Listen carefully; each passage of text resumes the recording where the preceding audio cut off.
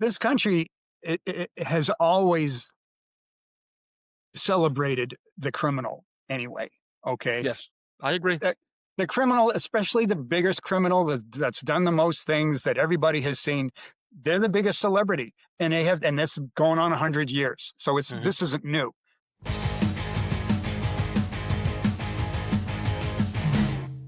Okay, crime fans, this one is for you. Today, on the Another Nobody podcast, you got me, your favorite nobody, Travis Myers. And we are joined by Stephen Giannangelo, who, among other things, is quite the authority on serial killers, which is what we're going to be talking about today. Stephen has written 4 books on the subject and has been teaching all about the psychopathology of the serial killer for the last 25 years. So, yeah, he knows a thing or two. Now, let's not waste any more time with me, and let's get with my friend Stephen. Stephen Giannangelo, so nice to see you again, my friend. How you been? I've been great. I'm good to see you, Travis. Yeah, doing good myself. Doing good myself. Well, I'm so glad you decided to join us today. As far as I'm concerned, you are the leading authority on serial killers. So I'd like to ask you, for our fans, some of your thoughts on serial killers, because you, for the most part, quite literally have written the book, haven't you? Yeah, I've written 4 books. It takes absolutely no effort whatsoever to get me to talk about serial killers. Once you get me Okay. started, it might be problematic for you to stop me. So yeah, go ahead. Okay. Well, I'm gonna introduce your books. I'm just gonna read them off here because I won't be able to remember all of them as I read. But you are the author of The Psychopathology of Serial Murder, which is a theory of murder, which you wrote back in 1996. Okay. Also, of Real Life Monsters, a psychological examination of the serial murderer. Irresistible Impulses, defending the insanity of serial murder, which came out just this March, correct? Correct. That's the new Yeah, one. that's the new one. And then there was another one from a couple of years ago, 2022, you wrote Monsters in the Mirror. So, again, you are more than qualified for this conversation we're going to have today. Good. Glad to hear it. Right. Let me, before we get started though, what got you into this? What pulled you into such a, I don't want to say an odd profession, but it is an odd profession. When I was a kid, and I won't date myself, although I probably will here, but I was always over interested in monsters, monster movies, and all that. And my parents would let me go to bed early, and they would wake me up at midnight to watch the midnight monster movies. So, so my aunts and uncles, they said that the kid's gonna be broken, that there's a problem there, and they were right. That's how it turned out. But I mean, I was really into them as a kid. The thing was, though, I was never afraid of them. Monsters never scared me. I was just interested in them. However, I grew up in the East Coast. I grew up in Boston. And when I was a young kid, Robert DeSalvo's case started hitting the airwaves, where he was the Green Man, and he was going to people's houses and killing women. And I noticed my mother react to this person in the news, and she was visibly shaken by it. So I Sure. heard about Albert DeSalvo. I heard about what he was like. Uh, Other stories came along, like the Manson killings and whatnot. And it occurred to me that those are the real life monsters. Those are the people. Those are the individuals that you should be afraid of. And that's where that book title comes from. That's kind of where my thought process went. Well, sure. Of course, in my time growing up in New York City, it was Son of Sam. Sign of You know, Sam. Son Absolutely. of Yep. Sam. I mean, you literally thought, regardless of where you lived in the city, that you were next or somebody in your family was next. Right. It was a terrifying time. I mean, again, geez, at that time I was 13, 14 years old, but it Sure. was still something that, terrified the neighborhood. It did. Yeah. We didn't live far from there, and yeah, that affected everybody. Absolutely. Yeah, yeah. So I can see it, and yeah, I was much the same too when it came to scary movies. I loved the old monster movies, the Dracula movies, and the anything with vampires and werewolves and things like that. But they never scared me. I just thought they were fun. Yeah, they were characters that wasn't going to happen. I mean, they had to have a certain level of real reality to get my Yes, attention. yes. Well, there was a saying my mother-in-law used to say it, other people said it too, but one of my mother-in-law's favorite thing, I mean, she believed in ghosts and she was very religious and stuff like that, but she would always say, "You got nothing to fear from the dead, you Yeah, know? It's well, the living you gotta worry about." that's absolutely true. Yep, yep. And she was a tough old bird from the Bronx, you know? So, now I should have mentioned, because I don't think I did in the beginning, that you are a professor of criminal justice, um, in the University of Illinois in Springfield, correct? Right. That's your current gig. Yep. Um, but you Adjunct also professor. you also had a long career in law enforcement. Yep, 20 years in law enforcement, and, yeah, and I've been teaching, out at the University of Illinois for about 25 years. It's kind of unbelievable that it's been going on this long, but I Yeah. do like to do that. Well, that time is not our friend, man. It goes fast. Oh, you get that right. Yes, yes. Now, and what did you do for our audience now? Explain what you did while you were in, law enforcement, which was, again, I have it written down here. Um, oh, geez, where did I write it down? Well, you tell us. Tell us what you did in law enforcement. I worked in a criminal investigation division with the Department of Revenue for a time. That's mostly white collar crime. Also worked with the Illinois State Police, and I spent time with the Joint Terrorism Task Force with the FBI as well. Yes. So you had quite a career there. Uh, I but worked a lot of these different cases. It was interesting. Yes. Oh, and, well, people don't realize when you put the time in, a lot of stuff comes across your plate. It's absolutely true, and you end up working with just about everybody by the time it's over. I mean, whether it was DEA or ICE or whoever it happened to be, sometimes you would just go out and do something else, and that's what made the job so interesting. I mean, you couldn't wait to do something else like that. Well, I have friends, here in New York who got a lot of guys got sucked into the JTTF, again, the Joint Terrorist Task Force after 9/11. That was a big spot. My brother worked there, many friends did. I have a friend, Jody, who's been on the show before, and a dear friend of mine. We were cops together in the Bronx, and he's been all over the world chasing bad. He's been to Morocco, Afghanistan, all over Europe, because people don't realize that a lot of times, especially doing the terrorist thing, the terrorists are all over the place. And That's so true. they've committed crimes in this country, but they're wanted by us, and who goes? The NYPD. If it happened in New York, I'm sure where you are, in the Chicago area, if, something happened there, they're sending a cop from Chicago to go pick this guy up. Absolutely, and JTTF does international terrorism and domestic terrorism, so you get to work both sides of that as well. Yes. All right. Well, we're mostly here today, though, to talk about serial killers, all Serial right? killers, And for the absolutely. most part, the psychology of serial murder, okay? Because again, you are, as far as I'm concerned, the leading authority. Um, I don't want to say leading. There's a lot of great there's a theorists lot out of there. great ones, but I don't know them. Yeah, I'll be I'll be a great one today. Yes. If I'm picking up the phone, it's to Steve, all All right? right, that works for me. All right. So now, something I've heard you talk about before, okay? And in your book, The Psychopathology of Serial Murder, you propose a two-part model, which kind of is combining biological predispositions and environmental conditions, which to Correct. me is kind of like a nature nurture thing. And I know I'm not hitting the nail right on the head there, but we're going to go into detail. But Right. basically, this is what creates a serial killer, correct? That's true, and that's obviously just a theory. But if you talk to enough theorists about serial murder, you're going to have people who are really lean towards the biological side, that they're born, that they have a certain makeup, and that's why they go into the direction that they do. There's another group of individuals that kind of believe that it's all learned, that it's environmental, that they've all had some kind of a trauma or some kind of abuse or whatnot, and that sent them in a certain direction. I think it's true.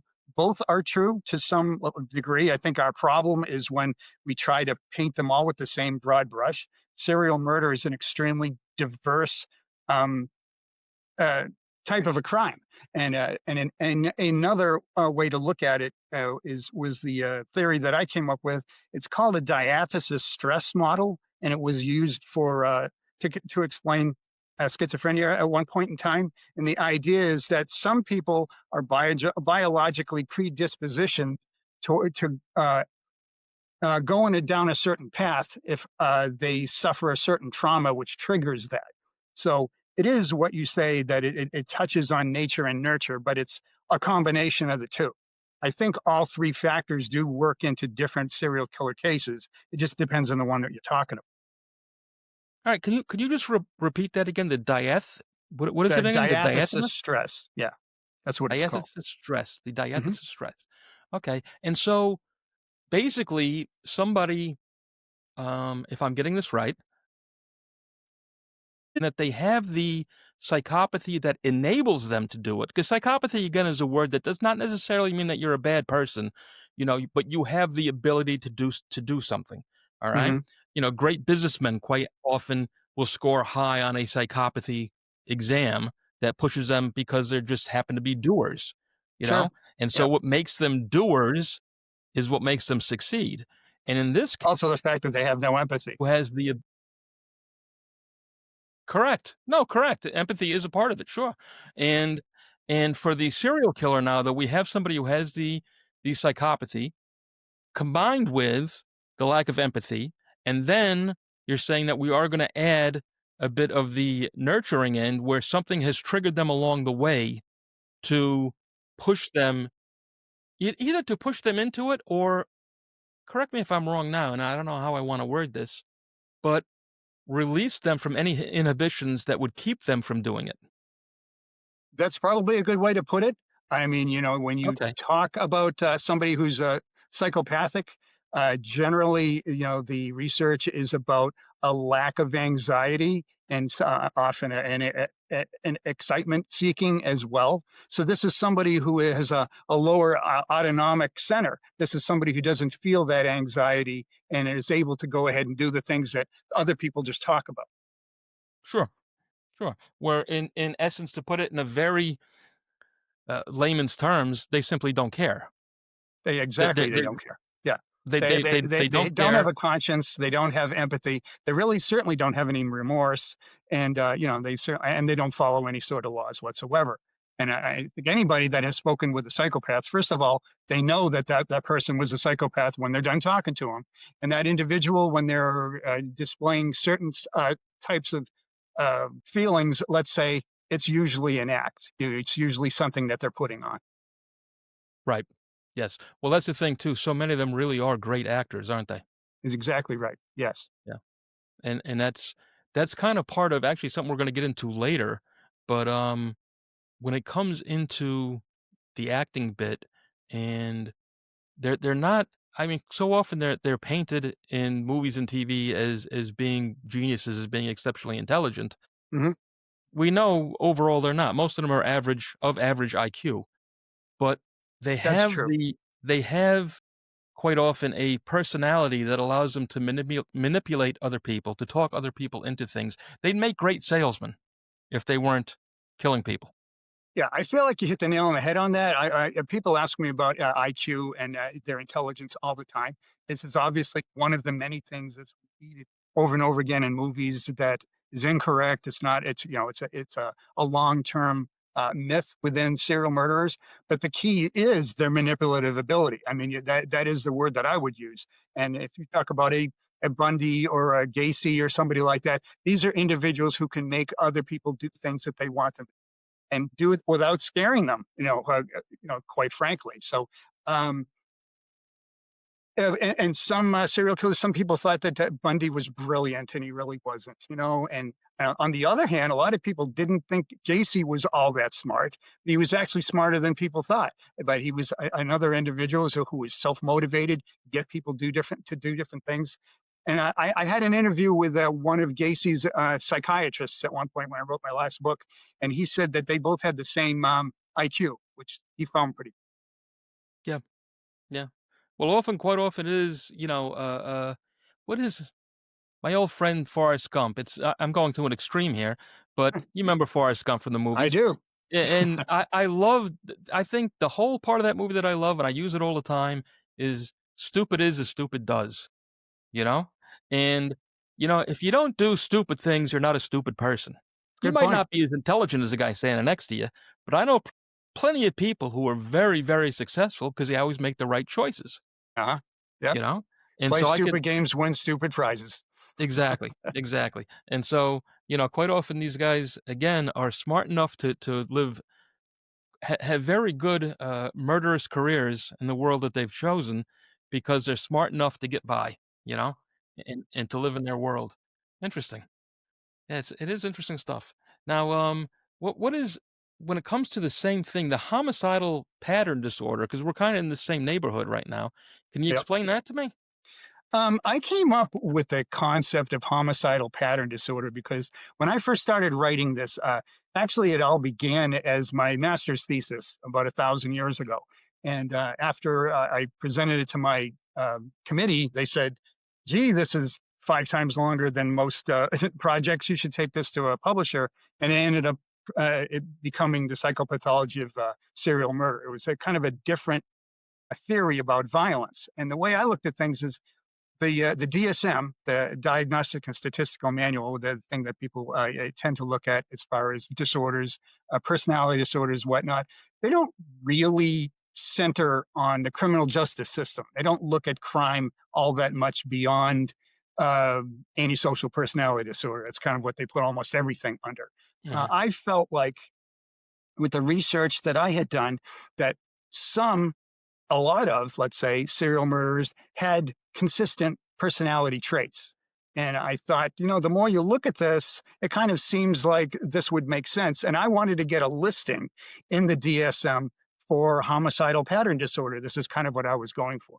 I it wasn't successful. I haven't gotten that done yet, but that's not really the kind of thing that they want in the DSM anyway. But that's what that was. And what now? Why would they avoid it? Why would they not want it in there? The the people who write the DSM, they deal with clinical psychology, and that's it, really. Okay, they Okay. don't deal with the criminal justice system, and uh, unlike what a lot of people think, they don't deal with insanity either. They don't deal with it at all. So this is not the kind of thing that they're going for. They don't do criminology research. This isn't the kind of thing that they're going for. So they talk about antisocial personality disorder. They talk about people with low empathy and low conscience and things like that who tend to have a criminal lifestyle. But my problem with antisocial personality disorder, when you try to apply it to serious criminals, is that it's very broad and it doesn't really cover anything, doesn't really tell you anything. So that's where we are in it. Okay. Now, when we say antisocial personality disorder, all right, is this the same as what's often called a sociopath? Good question, long answer. If you, Please. if if you look at a lot of criminology books, uh, they will list antisocial personality disorder, psychopaths, and sociopaths, and basically run them all together. They're not the same, and it's a disservice to try to say that they're the same. Antisocial personality disorder is something that's found in the DSM. Like I said, it's low empathy. It's somebody that tends to have a criminal lifestyle. Um, Most of the people that are in prison could be diagnosed with antisocial personality disorder. But the problem is there's certain qualifiers, like they have to have conduct disorder, be diagnosed by age 15 and whatnot. It's just a very generalized um, catch-all, for lack of a better word, that doesn't really tell you that much about the specific criminal. When we move on to like a serial murderer or a serial rapist, often, not always, but often you're talking about either somebody with who's a psychopathic, or you're talking about somebody who's sociopathic. Now, the people that use the DSM didn't like to use the word sociopathic because they found it to be a negative connotation. Not the kind of thing they use in the DSM at all. They have barely touched on psychopathic, not enough for a lot of people's interest, but it's more of an enhancement of the antisocial personality disorder. So people that study criminal psychology, they are more tuned into things like psychopaths and sociopaths, who are both similar in that they're extreme. They're more often extreme criminals, not always. We talked earlier about some that are the businessmen or politicians, but most of them are criminals for the most part, and most of them are predatory. You have to use the word predatory when you talk about a psychopath or a sociopath. That's what you are. And so when you want to describe a serial murderer or a serial rapist, I think it's better that you're talking about a predatory criminal rather than somebody who could be generally considered antisocial. Interesting. Well, and you touched on a couple of things here. I hope I can get them all back to the front of my head. But Okay. I have also, when it comes to the sociopath, just the word itself, and I'll say a couple of things real quick and see if I can get what you think. Um, I have heard it called, you know, uh, a pseudoscience, in that it is not unlike psychopathy. Sociopathy is kind of, I don't want to say a made up. Well, I guess everything is made up somewhere along the line, but it's not. Maybe it's not in the books solidly as much of a disorder as being a psychopathy. All right, but also I have been told, heard, read that, back to what we just talked about businessmen, that for the most part, most of us people, police officers, detectives, military people, people who do well in business, again, do have a bit of this uh, uh, sociopathic tendencies, and that's what enables them to do, again, to do the tough jobs, to do the things, to run into a burning building, to chase bad guys and jump across roofs. Anybody in their right mind would say, no, that's not for me, right? Right. Is this the same thread that we're talking about, or is it completely different, however kind of related? Because you have to have something in you to allow you to do things that are dangerous, distasteful, et cetera, et cetera. I can go on with a million different job descriptions, but you get Sure. what I'm going at. You're talking about a couple of different things there. Okay. First, I would separate psychopaths and sociopaths by one factor that people look at is people think that psychopaths generally are born with this situation, okay? And sociopaths are thought of as people that have learned their behaviors. That's kind of like the major split between those two. And if you look at psychopaths, they're generally considered to have a low anxiety, a low arousal rate, and those are the kind of things that you're talking about as far as being fearless and maybe going in and into a burning building. Well, I can say for myself, I, in stressful situations, do not get excited. Right. And I think that biological aspect is consistent with psychopaths, but I don't want to say that somebody that's like that, who isn't a criminal, has psychopathic tendencies. I don't want to go that far. I think that, I think that's a feature of it. I think it's a trait, but I don't want to go all the way and say that person has kind of psychopathic features because he's fearless. You know, that's a Well, stretch to me. It's a again, little too every much for me. individual is different, because I can say myself, I don't get excited in stressful situations. I willingly many times put myself into dangerous situations. But when it comes to empathy, I'm the guy that cries at commercials if there's a cute puppy on it. It's very easy to tug on my heartstrings, you know?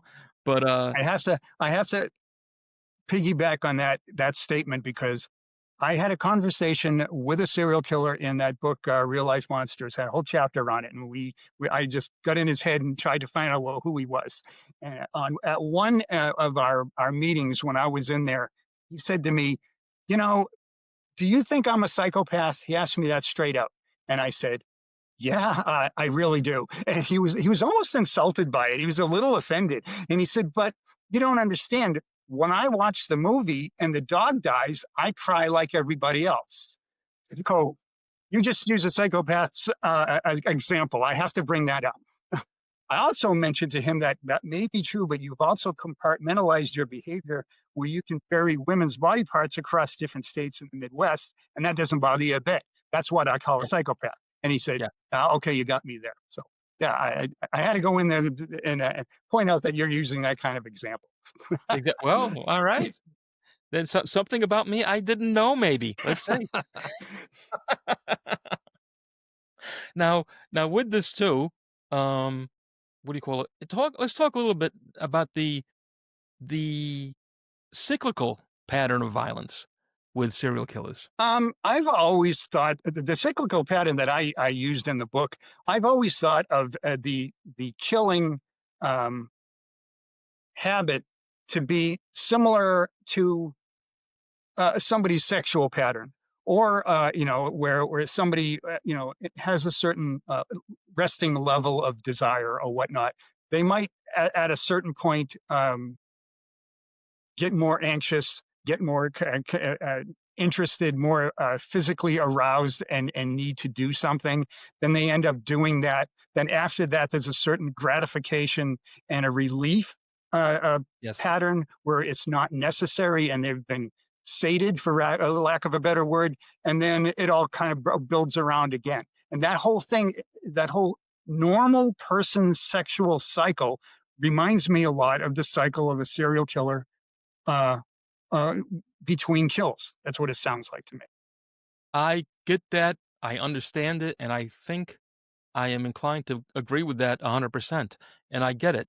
And that's why we can see, because sometimes we'll wonder as, people on the outside, you know, um, well, why does this guy only strike 3 or 4 times a year, Hmm. you know? Yeah. And then sometimes they'll have careers, these guys have sadly have lasted 20 years sometimes. Right.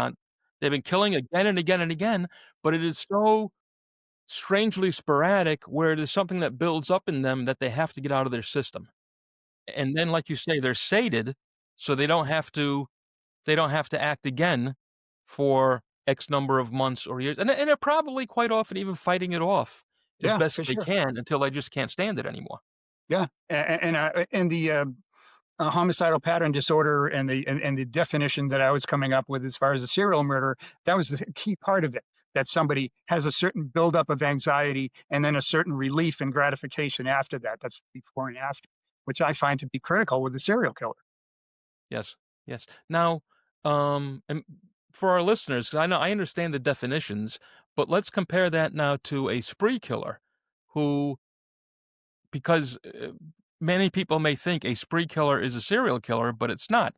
He may kill numerous people within a week, a month, or several months, but it's homicide, homicide, homicide, homicide, as opposed to taking those long breaks. Do I have that correct?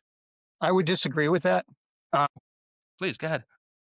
in the we, there was a major split around 2005. FBI had a major serial murder symposium and brought in a lot of uh, famous experts on serial murder, and they tried to put together a definition of what serial murder is to enable to help out law enforcement.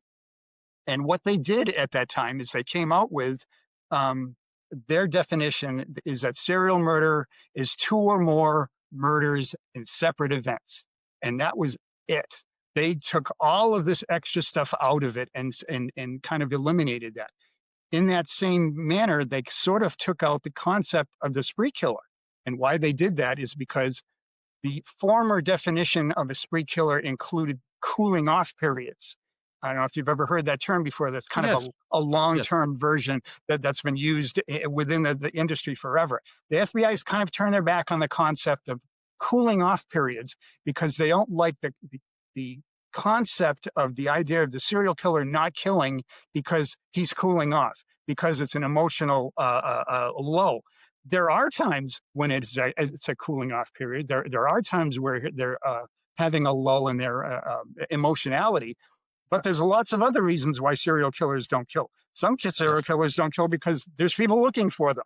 Some other killers don't kill because of the weather or something else, or some killers kill more than other killers. So there's a whole lot of different reasons why there are spaces between some killers' kills and not others. So that was a major difference as far as spree killers are concerned. So Personally, I'm showing my I would age. say, I'm sorry.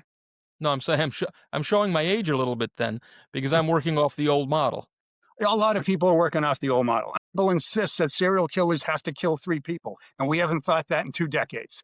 Well, Okay, that's what I thought that originally, and again, I don't know how far I'm going back. It went from 4 people to 3 people, and then now it was, uh, uh, 2 people, you're saying? it Because I is. remember there was a time there was a young man that we actually grew up with in my Hmm. neighborhood, um, who he had is now he's a serial killer, he's been arrested, he's locked up, I went to junior high school with him, and he, what do you call it? He killed 3 different women. But at the time, back in whatever it was, 1983, something like that, I think the number was 4 that you were Right. supposed to do at the time. Then they Yeah. changed it to 3, and now it's 2. And 2 is not much of a bar. It's not much of a bar. My problem with the whole numbers thing, and I have, like, I wrote in one of my books an entire chapter on the numbers because so many people are so caught up in how many kills they've had. A good example, when you talk about the difference between 3 and 2, when I was a younger person, people thought Ed Gein was not a serial killer because he only killed 2 people.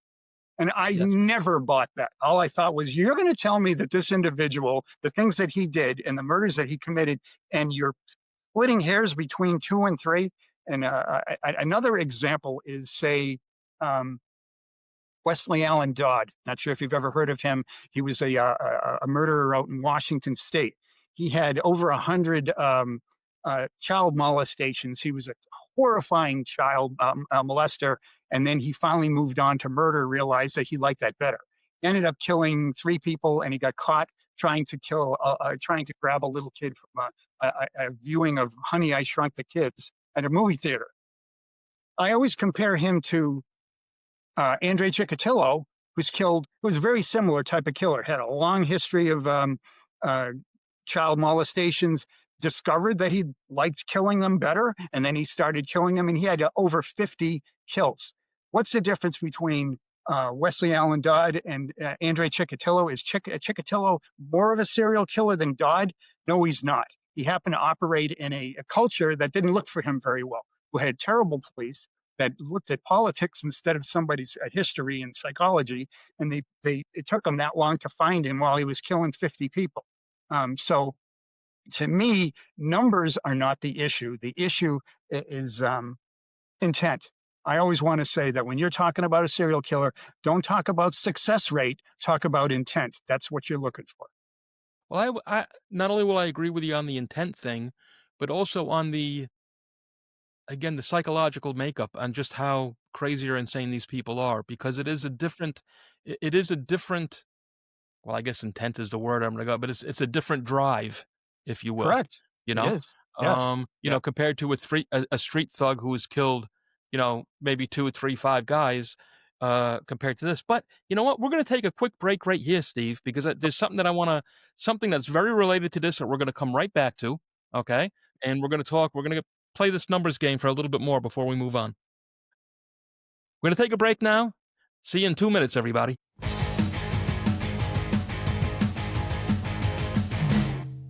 This is a 2024 American Eagle gold coin, which I bought along with several others last year. I'm very happy to report that its value has gone up over 40% in the first year. See, I was encouraged to buy some gold by a financial advisor friend who suggested I be more diversified with my investments. She said gold and silver was a very safe place to park some money, as well as a good hedge against inflation. So I took her advice, and all I can say is I wish I had bought more, as it's been so very, very good to us so far. Now, I purchased these gold coins from the good people over at stackingboise.com, who could not have been nicer, more knowledgeable, or more helpful. Now, I'm certainly no financial expert, but I will say from experience, if you're looking to make an investment, buy yourself some gold. And some real gold that you could hold in your hand, just like this coin you see here. And if you do, then do like I did and get with the good folks over at stackingboise.com. I'm telling you, they're good people, they took good care of me, and they'll take good care of you. Again, that's stackingboise.com. And hey, tell them Travis sent you.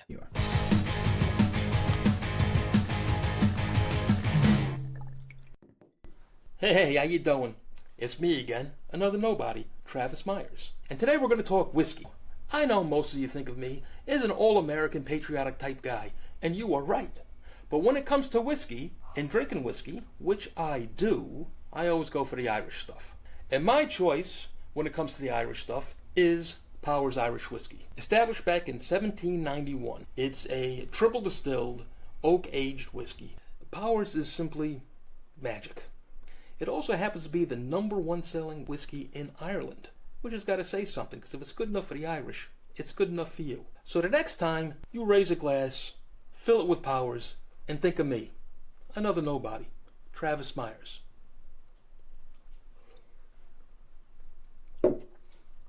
Hey there, true crime fans.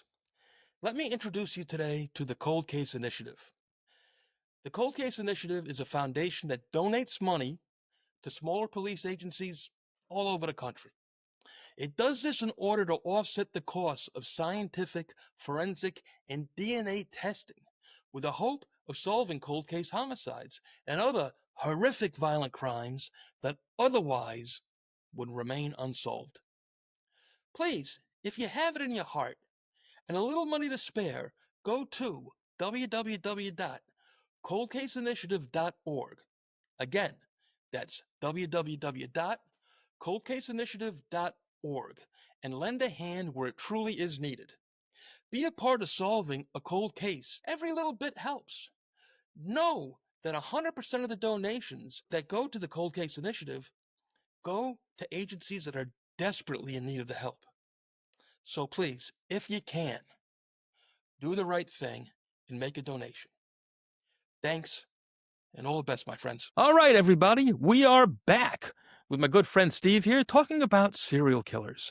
All right, I know it's a popular subject. We don't know why. All right, we're going to get into that a little bit, but where we left off was how the FBI, and it seems it was in 2005, changed all the numbers on us. They did. They did, Yeah. right? And The idea was to help law enforcement by clarifying a more consistent definition of the serial murder. right, But this it should be clarified that there are still people writing books saying serial killer is this, a serial killer is that. So it did cause confusion as well. so is a spree killer no longer a proper term?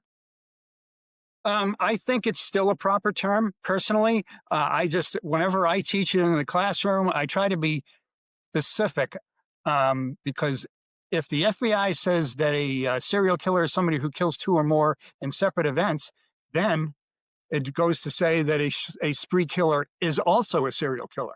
You don't. It does. One does not preclude the other.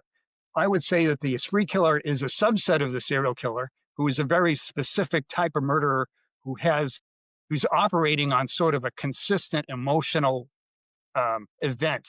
Usually, it's somebody who has a beginning and an end to their crimes, where you can say Andrew Cunanan had a certain break in his, personality, and then all of a sudden he kind of gave up and started killing people until he finally killed himself. Kind of typical of a spree killer. Obviously, a spree killer has a very compressed, small time frame, but Yes. if you go back and look at other serial killers like Mullen or Chase or people like that, famous serial killers that nobody would argue that they were serial killers, a lot of them killed a bunch of people within a certain amount of months. And you could say, well, how come he's not a spree killer? So it's not always helpful to try to separate the two. There's a lot of overlap. Right. Now we've talked a little bit in the past, and something that I'm gonna disagree with or argue with is how now they are saying that professional killers, mobsters, gangsters, whatever it is, are now considered to be serial killers. Correct. That's right. Um, Which just if it doesn't work for me just because the psychopathy part isn't there. Yeah, I would agree with that. It's that's my personal feeling as well. If you look at like the definitions that I used in the first books, I specifically said not people who kill for monetary gain, not people who kill in an organizational situation, things like that, because I was trying to specify that psychological status, that type of person that we were studying. The FBI decided they don't care what the motivation is. They're going to call them all serial killers. Now, obviously, that messes up statistics from one end to the other because now you have all sorts of different things that you're bringing into it. Um, So on my later definitions and whatnot, I kind of took out that sort of stuff about, the instead of this one, instead of that one, because the FBI doesn't do it either. And I start looking at subsets. It's kind of a word I like to use for them. So I would Yes. say that according to the FBI, it's two or more in separate events.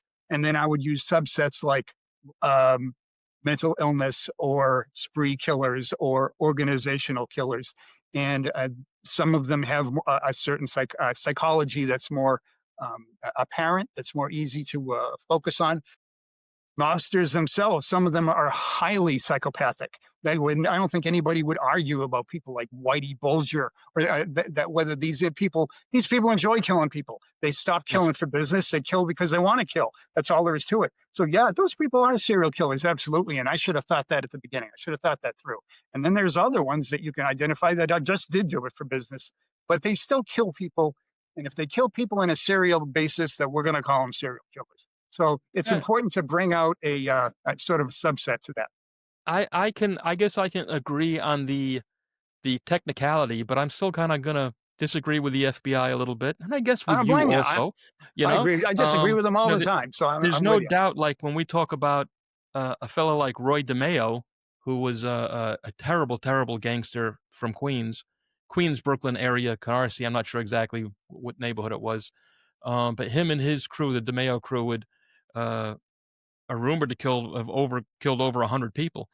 But with them, it wasn't just doing hits. It got to be where they were killing anybody that looked at them sideways, you Hmm. know? Right. And quite brutally, and I do believe that they enjoyed every bit of it, you know? Sure. Roy Sure. DeMeo and these other 2 fellows they called the Gemini twins because they worked out of the Gemini Lounge. It was a bar that they owned, and they were just some really scary, nasty characters. Right. But then when you Right. see a fella like, and believe me, I am no fan, all right, world, understand that, but a guy like Sammy the Bull Gravano, who during his time is a mafioso, had killed 18 or 19 different people. There's a question there. I'm not sure exactly what it is. But with that, I simply can't put him in the same category as a Jeffrey Dahmer or David Berkowitz or anybody else. It seems like a completely different psychopathy.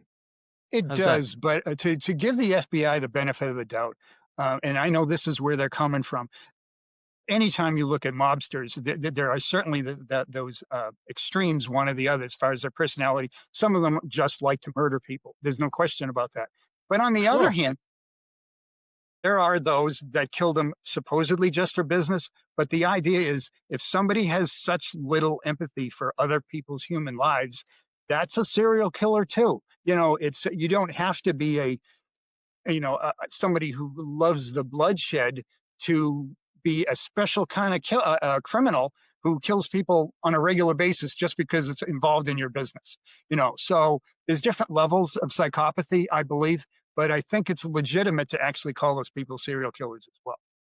The difference Okay. is like to me, when I like to study the ones that have the psychological status that we're talking about here, that more of a more of a psychopathic behavior. But it doesn't make the other ones not serial killers. Yeah. Again, and I think um, I will give in to you and the FBI in that you got me on a technicality. Okay. All I get the right. point. I love it. You know, you got me on a technicality because, technically, yes, they have killed multiple times. They Right. fit all the Right. criteria. I just think that the mindset is so different. And when we say serial killer, we're certainly not thinking about, either, again, gangsters in the mafia or street hoods who, Sure. again, they're fighting over a corner and you end up Hmm. in your career of drug dealing, you kill two, three, four, five people.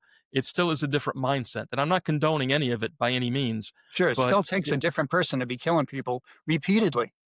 And there was a time that where it mattered whether it was strangers or not, whether we counted them as serial killers, or whether there was monetary gain, or whether they were covering up a crime. We tried to not really include that with serial murder. But again, as the FBI landed on, if you have people that are killing strangers or family members, like females killing their husbands for insurance, or people that are covering up crimes, lots of serial killers kill, because they don't want witnesses. I mean, they're and they kill a lot of people because they don't want witnesses. The guy that I interviewed that I talked about earlier, we talked about that, and he said, "Listen, it's like when you steal a car. When you're done with the car, you get rid of the car." And I just thought, wow, I mean, you can't be more plain than that.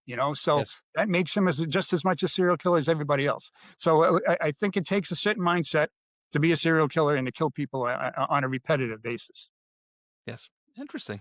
Interesting. And again, it's just the way that they've, I guess, changed the rules, or changed the numbers. It does it makes perfect sense, you Right. know. But again, I It's can't see. absolutely true that if you look at this statistical analysis, that those that look at the numbers closer than I do, they actually calculate uh, what different people do that kill three or more, and what different people do that kill four or more, and they seem to be more serious serial killers certainly than the others. But a lot of times it's only two because they got caught first. It's hard to say Yeah. why they only Yeah. kill two. Well, there's a funny thing there too now. Geez, I don't know how I want to approach this also without sounding like I don't want to put it in the wrong words, but I can't think of anything else to say it. Let's call it shall I say, the romantic view of the serial killer. I do not mean romantic in a good way at all, but it's the way that through the movies we watch, the television shows, the books that we read, so many people are attracted to this. Where the serial killer that people are attracted to, I can't think of a better word than romantic as in notion. The way I find cowboy movies to be romantic because it's something that I enjoy and look forward to. But it seems to be quite a step away from, or a whole different world again from the street hood or the mafioso or whatever. It's But true. what do you think is or drives this fascination that America, well, I think all of the Western world has with the serial killer? And again, this is the romantic serial, the twisted, sick, psychopath, sociopath serial killer that's, doing these horrific, horrific things. This country, it has always celebrated the criminal anyway. Okay, Yes, they've I agree. the, the criminal, especially the biggest criminal that's done the most things that everybody has seen. They're the biggest celebrity, and that's going on 100 years. So Mhm. this isn't new.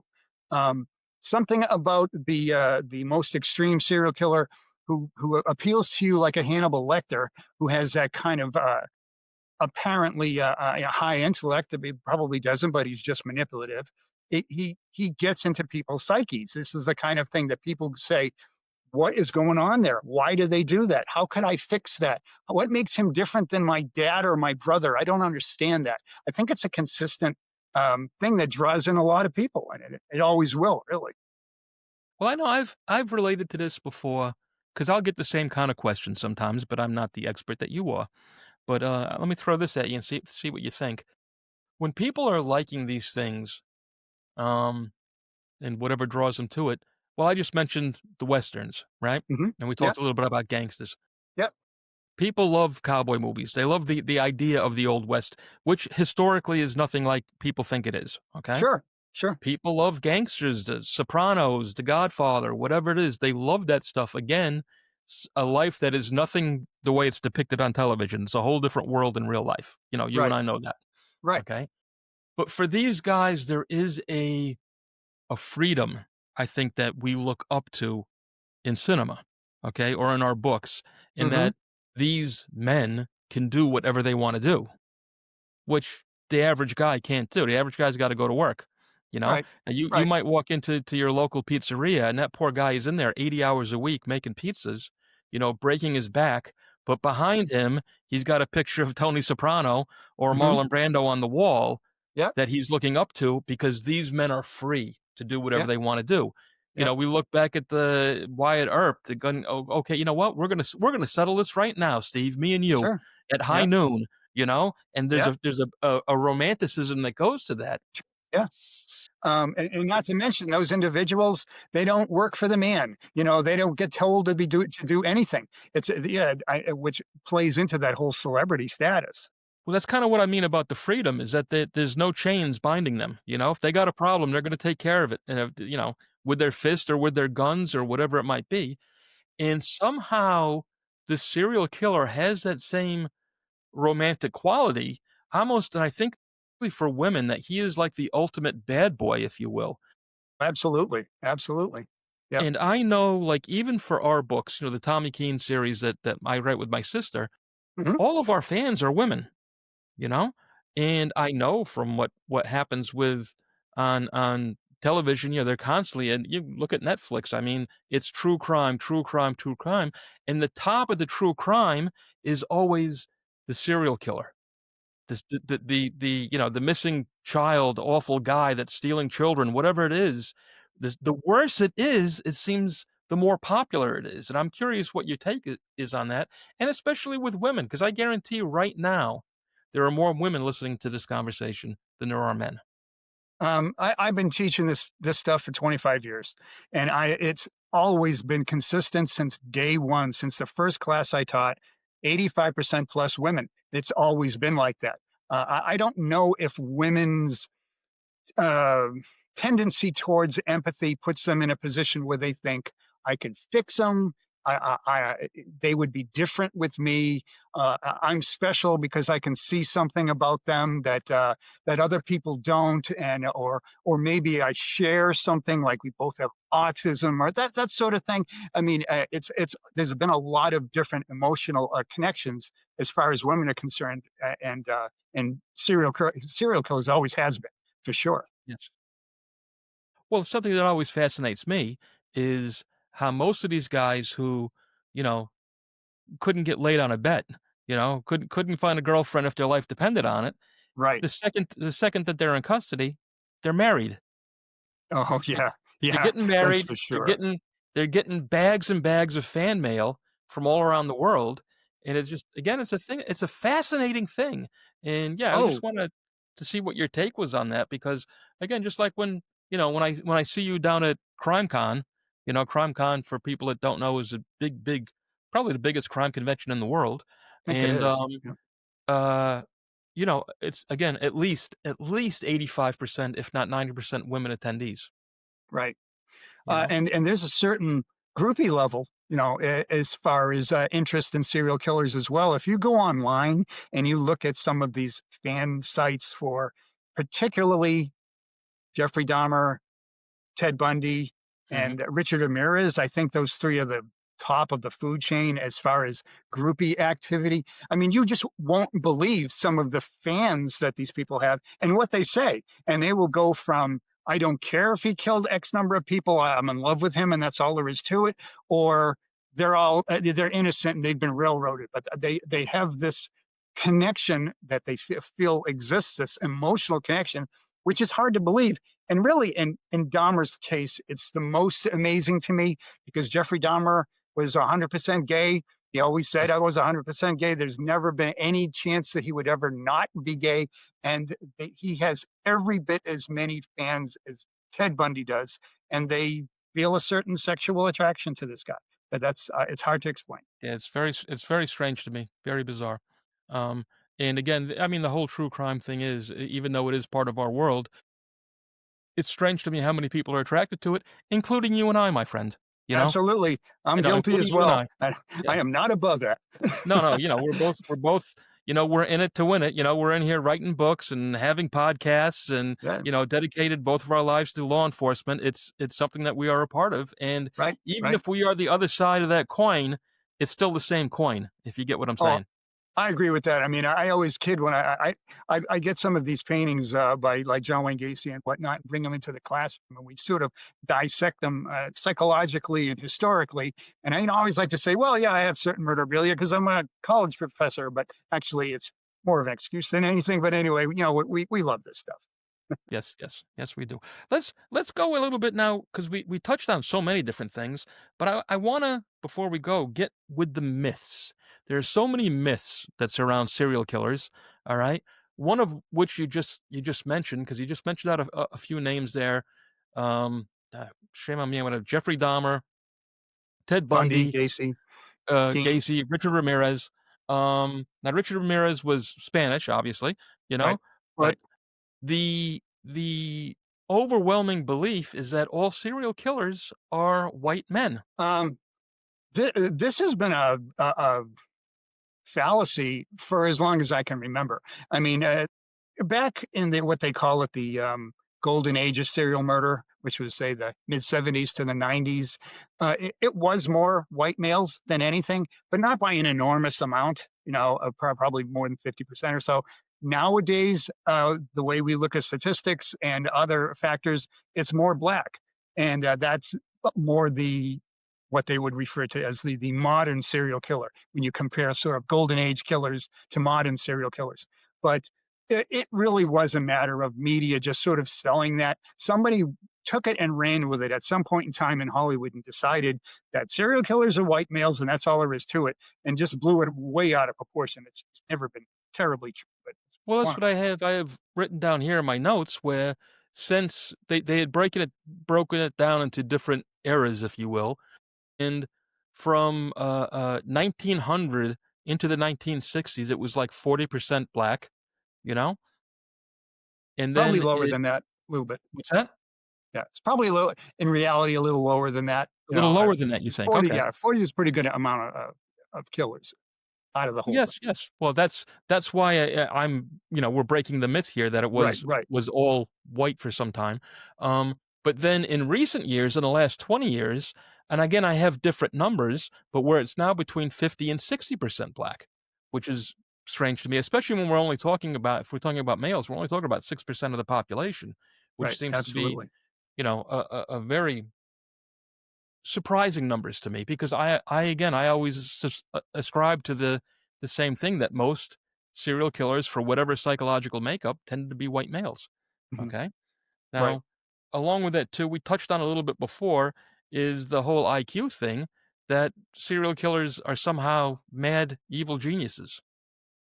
Yeah, that's the Hannibal Lecter factor. You know, I mean, really, another movie fallacy where people think that serial killers are just these amazing um, geniuses. I think if you watch Criminal Minds 2 or 3 times, you will believe that all serial killers are geniuses as well. Absolutely not the case. They're more average than anything. There's a few with good IQs. Some of them with a little lower. So yeah, that's one thing that's always been out there. It's just another movie thing.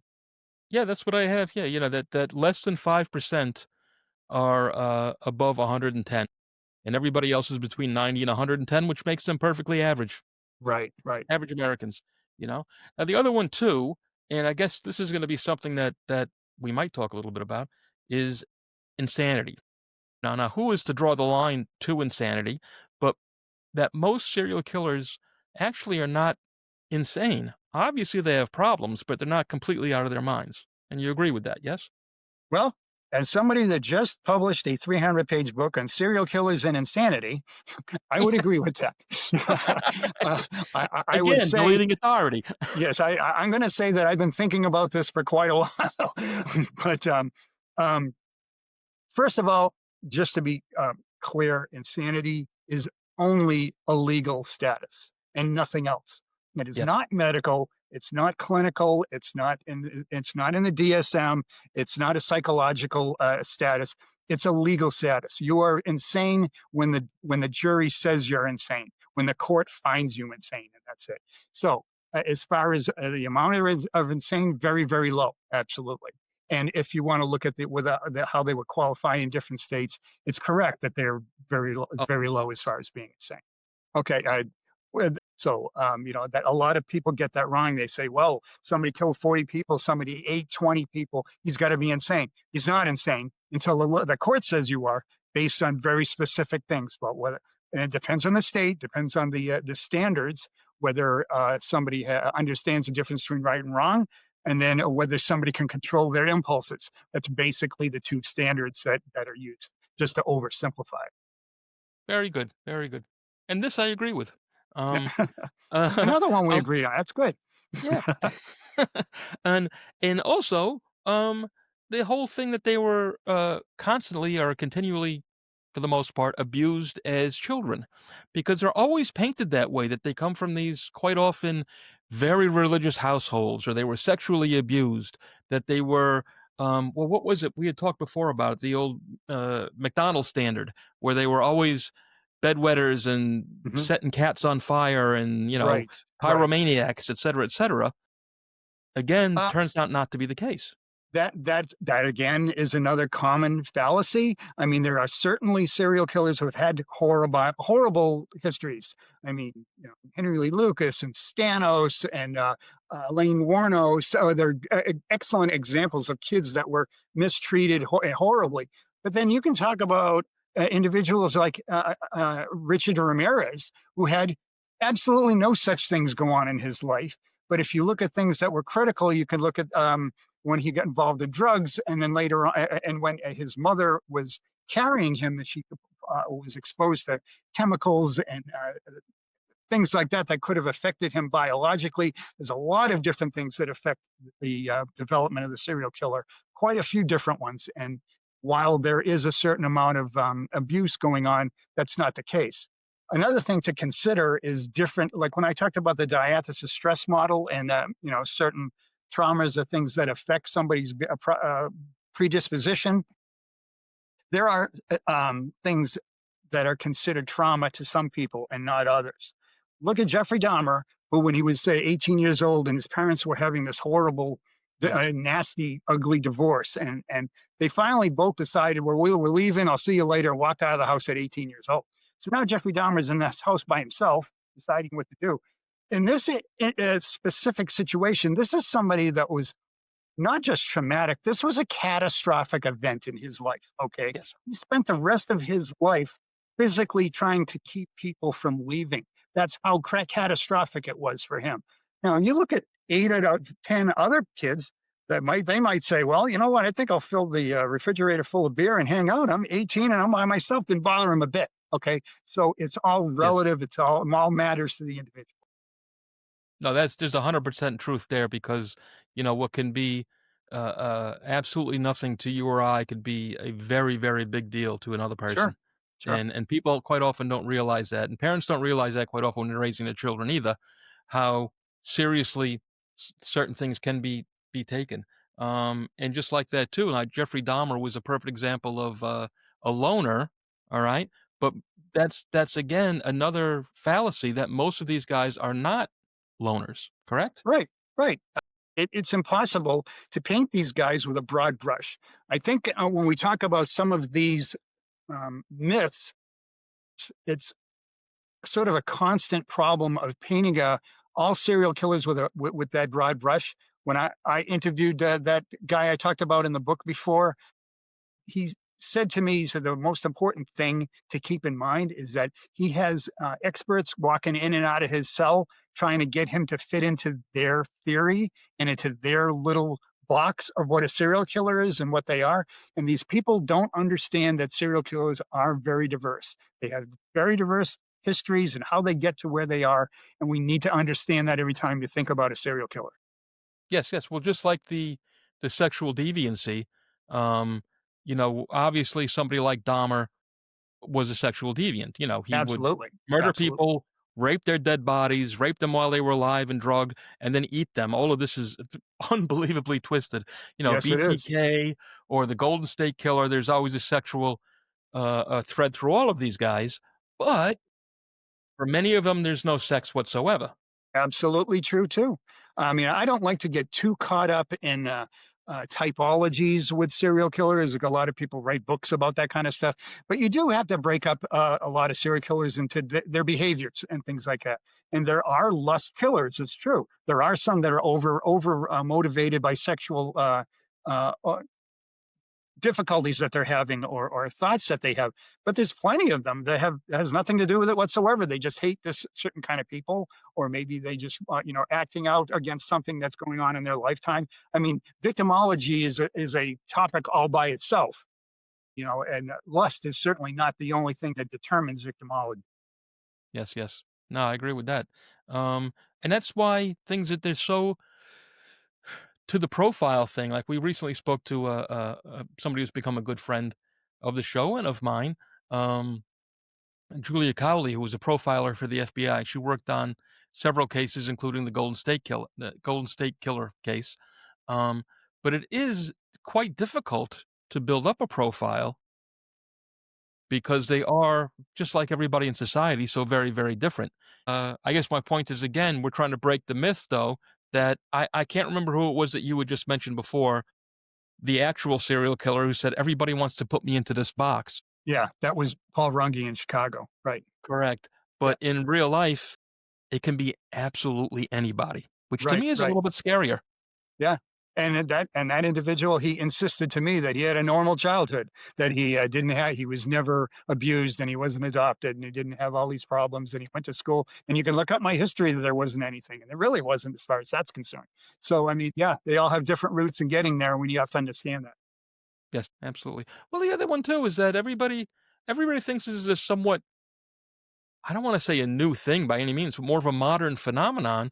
I mean, this has been throughout history. We have had people who, again, as a layman will say, crazy people, but there's been no shortages of serial killers throughout history. It just seems that it's more popular now. More popular in culture, I should say. It's certainly more popular. It's not anywhere near as prevalent as it used to be. I mean, we talk about the golden age of serial murder, and which, was, like I said, was about that 20-year period between the mid 70s and the mid 90s. And since that time, it has drastically dropped. And but the coverage and the media and the movies and all of that sort of stuff, it's enormous. And yeah, the interest hasn't waned a bit. No, the interest is not. The interest is Although, there. I think, uh, if anything, it's stronger than ever. I don't although ever remember to having be so fair, much though, stuff on television. I'm sorry, go ahead. I'm sorry. Yeah, but to be fair, though, the interest in the serial killer, I believe, is in the golden age type killers. Those are the killers that people are interested in.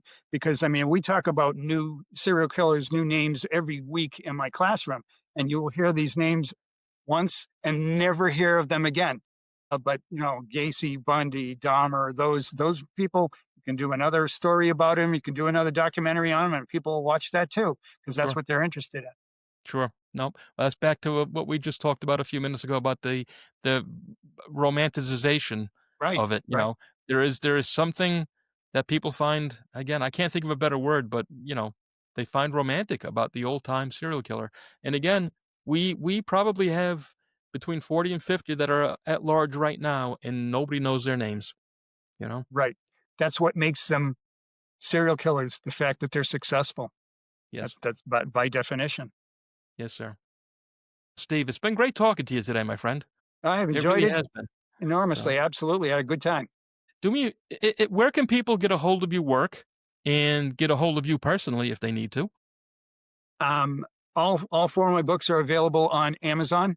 I mean, you look at my last name, you can find any one of these four books. The Real Life Monsters is sold by a different publisher. It's Bloomsbury Publishing. The other two are just listed on Amazon. Um, I have a website, and it's www.killerinsightsllc.com. And people can contact me there, or they can contact me by email at killerinsights at gmail. Yeah. .com. Yeah, and .com, and that's it. Yeah, as far as that, I talk to people all the time. People send me emails as far as questions or want to talk about different things, or rather than ordering a book, from a publisher, they get it from me because they like it signed or whatever. I'm always willing to sign something and send it out. So yeah, anytime somebody wants to talk to me, I'm absolutely there for it. Well, again, I'm so glad you came to talk to me today, my friend. I had a great It's time. been a Yeah, good talk, and I really hope you come back again soon because I really enjoyed myself. sounds good to me. Thank you, sir. All right. I think that was a pretty good and informative conversation. Now, I know I enjoyed it, and I hope you did too. So, until next time, please do the right thing. Hit that like button, hit that subscribe button, and be sure to tune in next week, wherever you listen to podcasts and or on the Four Boston's Media channel, on YouTube, or on Rumble. That's all I got for you today. All the best, my friends.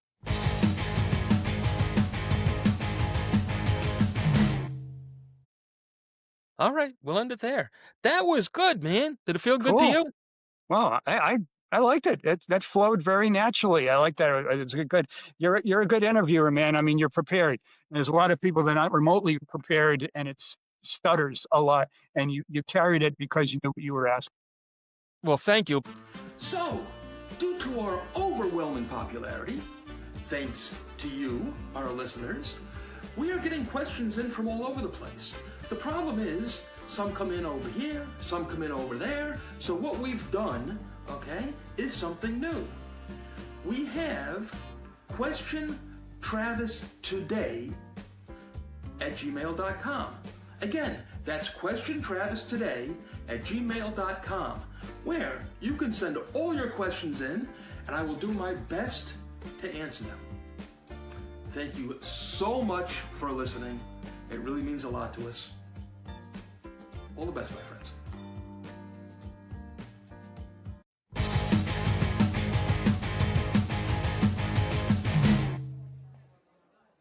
Hey, how you doing? Another nobody here, Travis Myers. This one's going out in particular to all my drinking friends out there, because I got a new favorite thing, and it's called Shanky's Whip, and it is magical. It's Irish whiskey mixed with a little caramel, a little cream, a little vanilla, and it's heavenly. What more can I say? I suggest you pick up a bottle. You can have it as a shot with a cold beer, like I like. On the rocks, it's great. Mix it with a little cola. I promise you, you're going to love this stuff. Next time you raise a glass, think of me, another nobody, Travis Myers. Hey, do the right thing. Hit that subscribe button so you don't miss any more of my nonsense. All the best, my friends.